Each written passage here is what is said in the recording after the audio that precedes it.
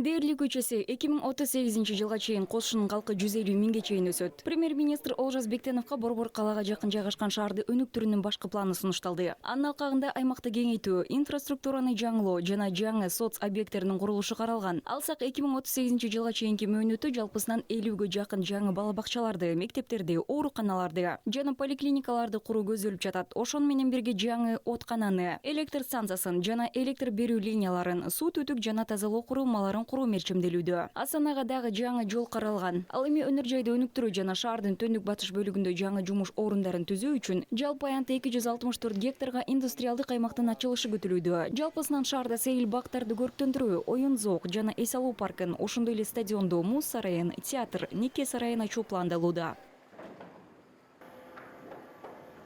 Новый генеральный план предусматривает как расширение площадей, так и новые планировочные решения, функциональное зонирование территории, а также жаңы башкы план аянттарды кеңейтүүнү, ошондой эле жаңы пландоо чечимдерин, аймакты функционалдык райондоштурууну, ошондой эле инженердик, транспорттук инфраструктура боюнча белгилүү чечимдерди карайт. Эгерде сандар жөнүндө айта турган болсок, бизде 900 гектардан ашык жеке турак жай куруу үчүн, жаңы башкы планда көп паатирлүү турак үйлөр үчүн 360 гектарга жакын каралган. Ал эми жылуулук, суу менен камсыздоо, канализация жана тазалоочу курулмалар боюнча алар азыр өз инновацияларын талап кылууда. Снабжение, водоснабжение, канализационно-очистных сооружений сейчас требуют своей инновации.